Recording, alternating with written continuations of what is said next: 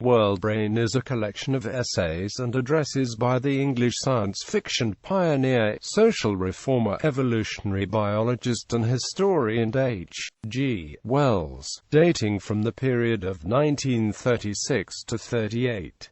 Throughout the book, Wells describes his vision of the world brain, a new, free, synthetic, authoritative, permanent world encyclopedia that could help world citizens make the best use of universal information resources and make the best contribution to world peace. Development of the idea. World Encyclopedia. The Wellsian dream of a world brain was first expressed in a lecture delivered at the Royal Institution of Great Britain, weekly evening meeting, Friday 20th of November 1936.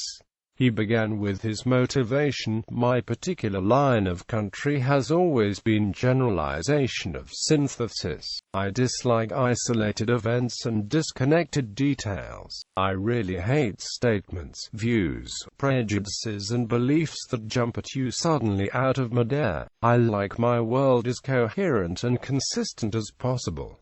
So far at any rate my temperament is that of a scientific man, and that is why I have spent a few score thousand hours of my particular allotment of vitality in making outlines of history, short histories of the world, general accounts of the science of life, attempts to bring economic, financial and social life into one conspectus, and even, still more desperate, struggles to estimate the possible consequences of this or that set of operating causes upon the future of mankind. All these attempts had profound and conspicuous faults and weaknesses. Even my friends are apt to mention them with an apologetic smile. Presumptuous and preposterous they were, I admit, but I look back upon them completely unabashed.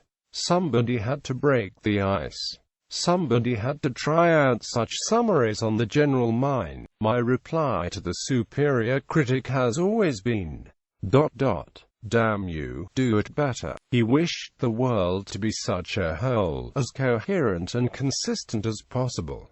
He wished that wise world citizens would ensure world peace. He was a communalist and contextualist, and ended his lecture as follows: what I am saying is this, that without a world encyclopedia to hold men's minds together in something like a common interpretation of reality, there is no hope whatever of anything but an accidental and transitory alleviation of any of our world troubles. The brain organization of the modern world. This lecture lays out Wells' vision for a sort of mental clearing-house for the mind, a depot where knowledge and ideas are received, sorted, summarized, digested, clarified and compared. Wells felt that technological advances such as microfilm could be used towards this end, so that any student, in any part of the world, will be able to sit with his projector in his own study at his or her convenience to examine any book, any document, in an exact replica, a permanent world encyclopedia. In this essay, Wells explains how then current encyclopedias fail to adapt to both the growing increase in recorded knowledge and the expansion of people requiring information that was accurate and readily accessible. He asserted that these 19th century encyclopedias continued to follow the 18th century pattern, organization and scale. Our contemporary encyclopedias are still in the coach and horse phase of development, he argued, rather than in the phase of the automobile and the aeroplane.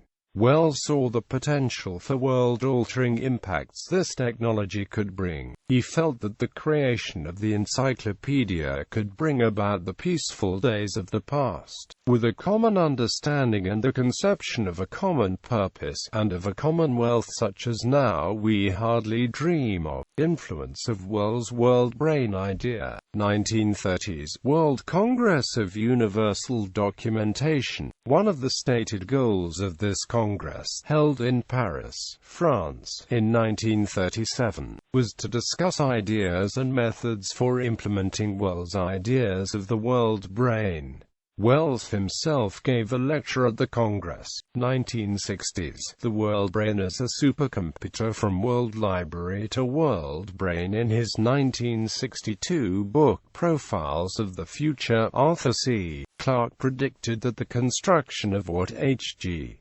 Wells called the world brain would take place in two stages. He identified the first stage as the construction of the world library, which is basically Wells' concept of a universal encyclopedia accessible to everyone from the home on computer terminals. He predicted this phase would be established by the year 2000.